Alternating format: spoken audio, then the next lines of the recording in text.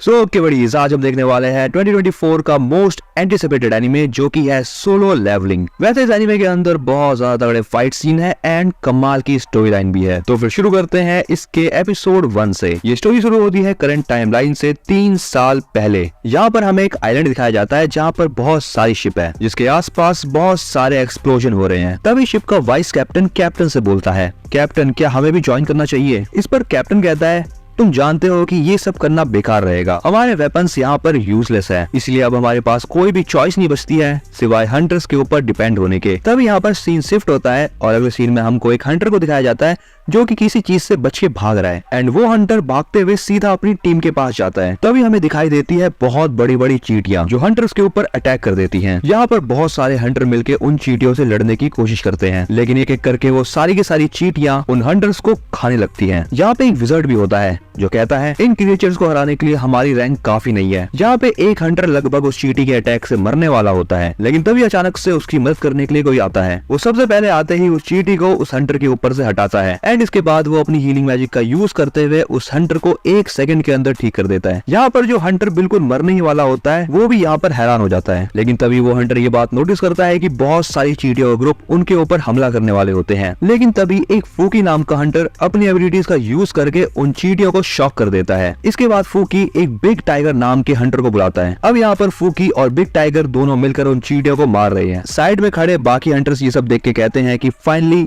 S rank के hunters आ चुके हैं। यहाँ पर हमें पता चलता है कि जो हीलिंग मैजिक का यूज कर रहा है उस हंटर का नाम है मिनोबे। फूकी मिनोबे को कहता है तुम तो बहुत तेज भागते हो मिनोबे, जिस पर मिनोबे कहता है मैं जितना हो सके उतना ज्यादा से ज्यादा लोगों की मदद करना चाहता हूँ और वैसे भी मुझे भरोसा था कि तुम दोनों मिलकर मुझे बचा ही लोगे। तभी यहाँ पर किसी की चिल्लाने की आवाज इनको सुनाई देती है और हमें यहाँ पर दिखाई देता है कि एक बहुत बड़ी सी व्हाइट कलर की चींटी इनके पीछे खड़ी है। फूकी उसे देखने के बाद कहता है क्या ये बॉस है? वैसे इसको देखकर लग तो नहीं रहा। इस पर टाइगर कहता है मुझे लगता है कि ये चींटियों के ग्रुप का लीडर है। इसके बाद टाइगर मिनोबे को कहता है मिनोबे तुम इंजर्ड लोगों का ध्यान रखो। इसके बाद टाइगर और फूकी वो दोनों मिलकर उस चींटी के ऊपर अटैक करने चले जाते हैं। टाइगर सबसे पहले जाते ही उस चींटी का मुंह पकड़ लेता है। इसके बाद फूकी अचानक से ऊपर से आता है एंड चींटी के ऊपर एक लाइटनिंग अटैक करता है। इस लाइटनिंग अटैक से उस चींटी को बहुत भयंकर वाला शॉक लगता है, जिसे देखने के बाद टाइगर उसके कुछ बॉडी पार्ट्स निकाल लेता है। ऐसा होते ही वो चींटी टाइगर को पीछे धकेल देती है, बट फाइनली यहाँ पर टाइगर अपनी एक एबिलिटी का यूज करता है और चींटी को मार देता है। नीचे आने के बाद फूकी टाइगर को कहता है तुम्हारी ये जो पावर थी ये तो बहुत वाहियात थी, लेकिन यहाँ पर चीजें खत्म नहीं होती। उस व्हाइट चींटी के मरने के बाद बहुत बड़ा सा ग्रुप आता है व्हाइट चींटियों का। ये देखने के बाद फूकी बोलता है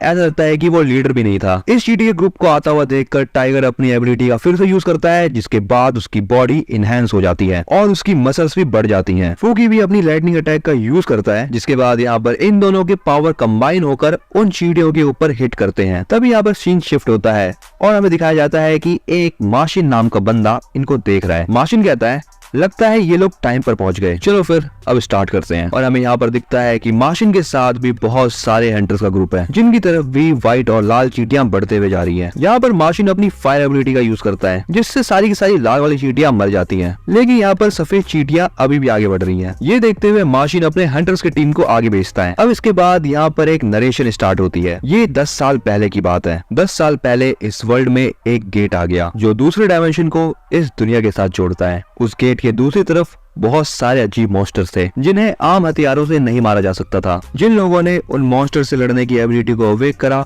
उन्हें हंटर कहा जाने लगा। हंटर्स के बॉडी के अंदर मैजिकल पावर्स होती हैं। इन्हीं मैजिकल पावर्स की बेसिस के ऊपर हंटर को S, A, B, C, D और E क्लास की रैंकिंग मिलती है। लेकिन कुछ लोग ऐसे भी होते हैं जो कितना भी ट्राई कर ले उनकी एबिलिटीज कभी नहीं बढ़ती। अब यहाँ पर बड़ी इसके बाद कहानी 3 साल बाद की दिखाई जाती है, यानी प्रेजेंट डे की। यहाँ पर कंस्ट्रक्शन साइट पर एक कॉफी वाला एक आदमी को कॉफी देते हुए कहता है आज की रेड के लिए आपको गुड लक। इस हंटर का नाम है नोबुहारू माशिमा, जो कि इस कॉफी वाले को थैंक यू कहता है। तभी माशिमा का एक दोस्त उसके पास आता है। इस आदमी का नाम है शिंटा। माशिमा उसे कहता है क्या हुआ शिंटा, मुझे तो लगा था कि तुमने हंटर की जॉब छोड़ दी थी। शिंटा बताता है कि उसकी बीवी को एक और बच्चा होने वाला है। माशिमा कहता है अच्छा, वैसे अगर हम सक्सेसफुल रेड करें तो हम बहुत ज्यादा पैसे कमा सकते हैं। लेकिन शिंटा कहता है मुझे नहीं लगता माशिमा कि मैं तुम्हारे लेवल का हूँ और वैसे भी मैं ज्यादा स्ट्रॉन्ग नहीं हूँ। तभी वहाँ पर एंट्री होती है हमारे मेन कैरेक्टर की, जिसका नाम है सन जिन वू। संग के वहाँ आते ही सब उसको गुड मॉर्निंग और हाय हेलो करने लगते हैं। संग जिसके रिप्लाई में कहता है आप सबको देखकर खुशी हुई। तभी माशिमा संग को पूछता है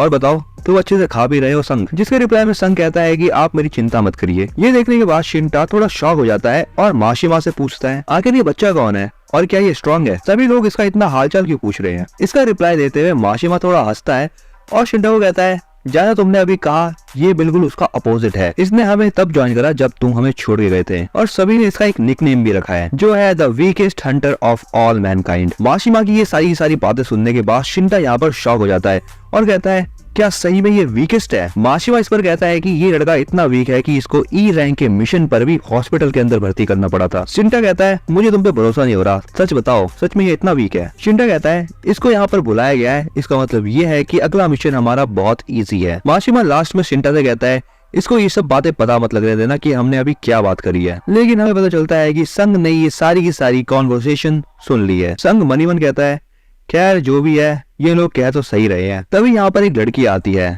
जो संग को कहती है जिनवू क्या तुम दोबारा से घायल हो गए? इस लड़की का नाम है जूही। संग जूही को देखकर बोलता है जूही हम दोबारा से एक मिशन के ऊपर जा रहे हैं। जूही कहती है अरे ये सब बातें छोड़ो, तुम ये बताओ कि तुम्हारे चेहरे को क्या हुआ? संग कहता है अरे कुछ नहीं, वही जो होता रहता है वही हुआ है। जूही संग को अपना ध्यान रखने के लिए कहती है। इसके बाद ये दोनों साइड में जाके बैठ जाते हैं जहाँ पर जूही संगू से कहती है मैं सुना था कि तुम हॉस्पिटलाइज्ड हुए थे। संगू उसे बताता है कि ई रैंक के मिशन में वही एक लौता ऐसा हंटर था जो खुद को चोट पहुंचा के आया था। जिस पर जूही उससे पूछती है क्या तुम्हारी टीम में कोई हीलर नहीं था? संगू उसे बताता है कि उसके अलावा जितने भी टीम मेंबर थे वो सारे हाई रैंक के थे, इसीलिए वो अपने साथ हीलर को लेके नहीं गए थे। इस बात पर जूही गुस्सा होकर बोलती है ऐसा वो कैसे कर सकते हैं, किसी को भी हीलर की जरूरत कभी भी पड़ सकती है। संगू कहता है कोई बात नहीं, मैं ही बहुत ज्यादा वीक हूँ इसीलिए मुझे इसकी आदत है। इसके बाद संगू वहां से चला जाता है क्योंकि इनके मिशन का टाइम हो चुका है। यहाँ पर एक आदमी है जो सबसे कहता है मुझे ये बताने में खुशी हो रही है कि इस रेड के अंदर मैं आपका कैप्टन हूँ और मेरा नाम है सॉन्ग च्यूल और मुझे आप सभी से मिलकर अच्छा लगा। सभी हंटर सॉन्ग को कहते हैं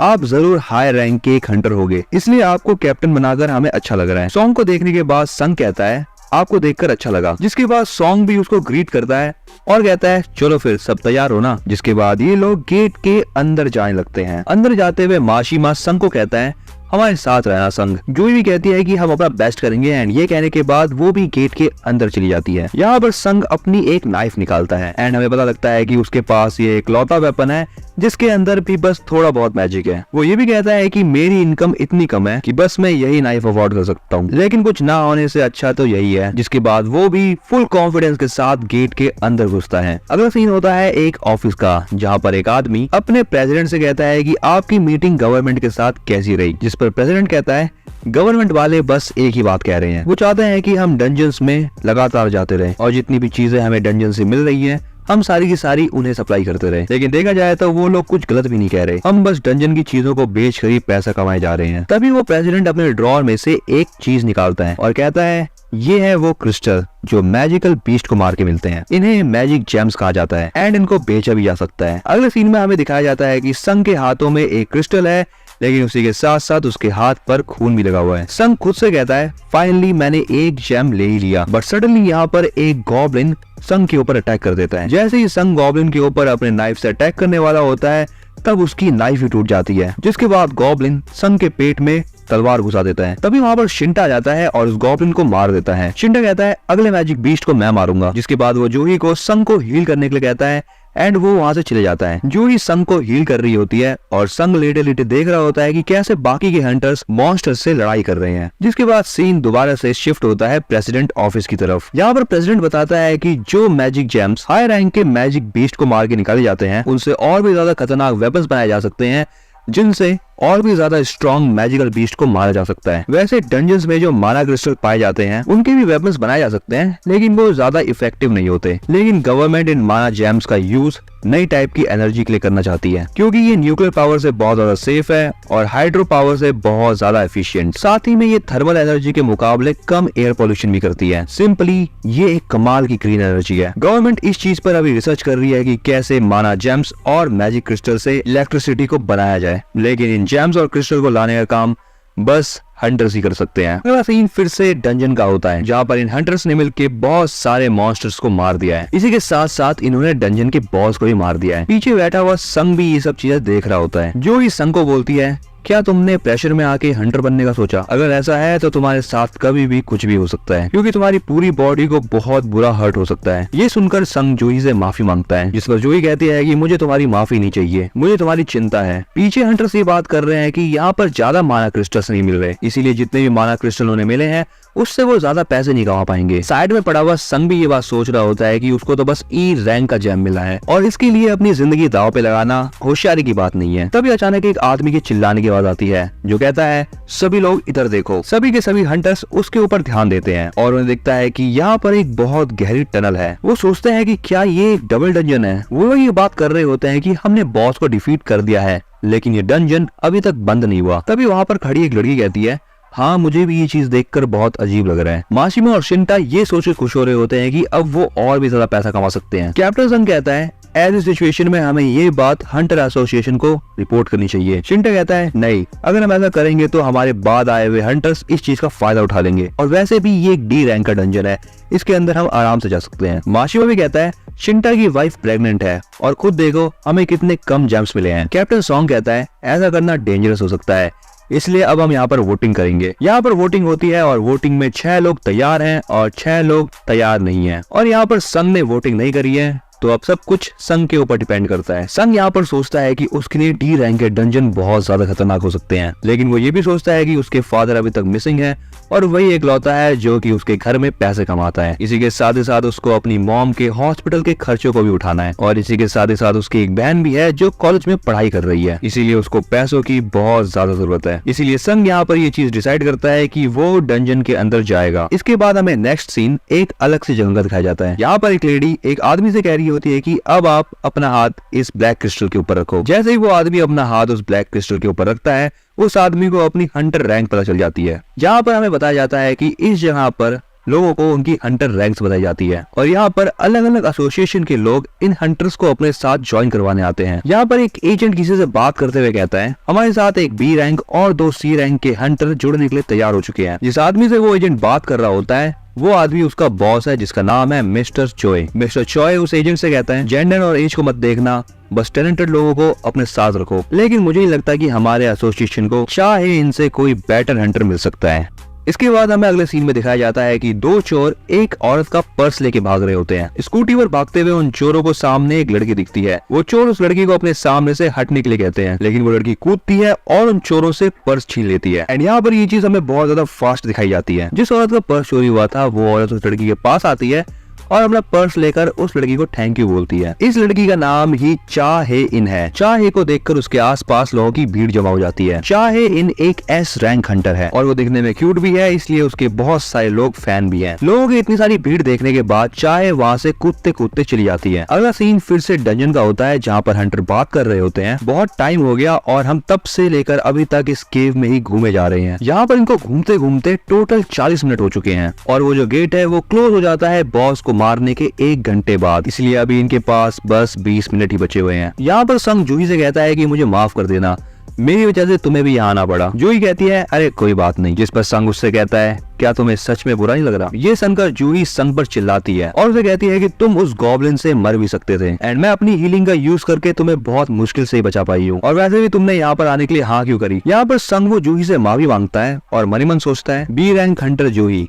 इसी की वजह से मैं हर बार बच पाता हूँ। जूही कहती है, अगर तुम्हें माफी मांगनी है तो तुम अगली बार मुझे खाना खिला देना। ये सुनकर संगू थोड़ा चौंक जाता है, जिसे देखने के बाद जूही कहती है, क्यों क्या हुआ, तुम्हें मेरे साथ खाना खाना पसंद नहीं है? यहाँ पर संगू जूही से कुछ कहने वाला होता था, लेकिन तभी उसे आवाज आती है, हम पहुंच गए, यही है बॉस रूम। यहाँ हमें दिखता है कि यहाँ पर एक बहुत बड़ा सा दरवाजा है। उस दरवाजे को देखने के बाद सभी हंटर कहते हैं कि इतना बड़ा दरवाजा यहाँ क्या कर रहा है? माशिमा और शिंटा कहते हैं, हम तो इस दरवाजे के अंदर जाएंगे क्योंकि हम खाली हाथ वापस नहीं जा सकते। और सॉन्ग की तरफ देख के कहते हैं, क्यों, ये सही रहेगा ना कैप्टन? एंड इस बात पर सॉन्ग भी राजी हो जाता है। अगले सीन में हमें एक मीटिंग दिखाई जाती है, जहाँ पर हमें पता लगता है कि प्रेसिडेंट का नाम गो गुन हे है और ये हंटर एसोसिएशन के प्रेसिडेंट हैं। वो ये कह रहे होते हैं कि मुझे आशा है कि आप में से आगे चलकर कुछ लोग हंटर्स बनेंगे, और वो सभी को बताते हैं कि ये पोर्टल 10 साल से भी ज्यादा एग्जिस्ट कर चुका है एंड अभी भी डंजन के अंदर बहुत सारी मिस्ट्रीज है जो कि अनसॉल्व्ड है। हंटर बनना एक बहुत खतरनाक काम है, इसलिए इस प्रोफेशन में सर्वाइव करने का बस एक ही रूल है, हमेशा सावधान रहो। इसके बाद अगला सीन फिर से डंजन का होता है, जहाँ पर हमें दिखाया जाता है कि हंटर्स ने इस गेट को खोल दिया है। उस गेट के खुलने के बाद बहुत सारी ब्लू फ्लेम्स चलने लगती हैं, जिसे देखने के बाद सभी लोग कहते हैं ये जगह तो बड़ी कमाल की है। एंड इस टाइप के डंजन में वो पहली बार आए हैं। उन सभी हंटर्स को वहाँ पर बहुत बड़े बड़े स्टैचूज दिखते हैं। इन सभी स्टैचूज में से कुछ स्टैचूज ने बहुत सारे म्यूजिकल इंस्ट्रूमेंट पकड़ रखे हैं। यहाँ पर संग की नजर एक स्टैचू के ऊपर जाती है, जिसको देखकर वो कहता है ये स्टैचू बाकी सभी स्टैचू में सबसे ज्यादा बड़ा है। इसके बाद वो सभी हंटर मैजिक बीस्ट को ढूंढने की कोशिश करते हैं, लेकिन उन हंटर्स को एक भी मैजिक बीस्ट नहीं दिखाई देता। तभी यहाँ पर कैप्टन सॉन्ग एक चीज नोटिस करता है। वो देखता है कि जमीन पर एक मैजिक सर्कल बन रखा है। तभी एक हंटर कैप्टन सॉन्ग को बुलाकर कहता है यहाँ पर एक अजीब सी भाषा लिख रखी है कैप्टन सॉन्ग। कैप्टन सॉन्ग जैसे ही उसको देखता है वो बोलता है इस पर कार्डेनन टेम्पल के रूल लिखे हुए हैं। सबसे पहला रूल है गॉड की पूजा करो, दूसरा रूल गॉड को प्रेस करो, तीसरा रूल है गॉड पर भरोसा रखो। दूसरी तरफ जूही संग से बोलती है ये जो सबसे बड़ा वाला स्टैचू है इसकी अभी आंख हिली थी और ये हमें ही देख रहा था। संग कहता है नहीं ऐसा नहीं है, शायद तुम्हें गलतफहमी हुई हो। साथ ही साथ कैप्टन सॉन्ग चौथा रूल बोलता है जो भी इन रूल्स को नहीं मानेगा वो इस जगह से जिंदा वापस नहीं जा पाएगा। तब यहाँ पर वो दरवाजे बंद हो जाते हैं जहाँ से वो सभी हंटर्स अंदर घुसे थे एंड इस चीज को देखकर सभी डर जाते हैं। यहाँ पर एक हंटर बहुत गुस्से में कहता है इसलिए मैं यहाँ पर नहीं आना चाहता था, मुझे पता था कि यहाँ पर कुछ मिलने वाला नहीं है। एंड वो हंटर वहाँ से जाने लगता है और जैसे ही वो हंटर गेट को छूता है गेट के पास खड़ा एक स्टैचू हिलता है और उस हंटर को आधा काट देता है। एंड अभी जो उस हंटर के साथ हुआ ये चीज देखकर बाकी के हंटर शॉक हो जाते हैं और कुछ डर के मारे चिल्लाने लगते हैं। यहाँ पर संग डर के मारे सोचने लगता है कि जो हंटर अभी मरा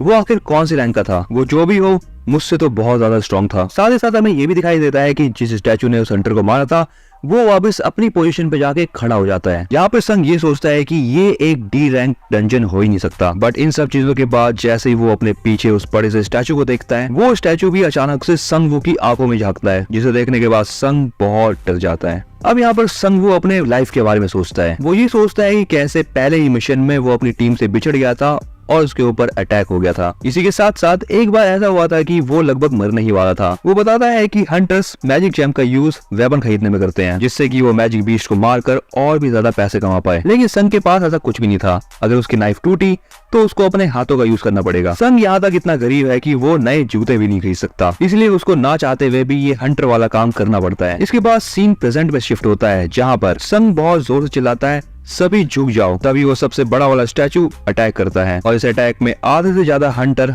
मर जाते हैं। संग को यहाँ पर समझ नहीं आ रहा होता कि आखिर चल क्या रहा है। वो इस जगह पर ट्रैप हो चुका है और बाहर जाने का कोई भी रास्ता नहीं है। उसको ये भी लग रहा है कि वो अब मरने वाला है। सो बडीज यहाँ पर इसी के साथ ये एपिसोड होता है खत्म। और अगर तुम्हें ये वाली एक्सप्लेन वीडियो पसंद आई है तो फटाफट से इस वीडियो को लाइक कर दो एंड ऐसी कमाल की डिटेल्ड एक्सप्लेनेशन के लिए फटाफट से यूरोसेजी चैनल को सब्सक्राइब कर लेना। मैं तुम्हें जल्दी मिलूंगा एक नए एपिसोड के साथ।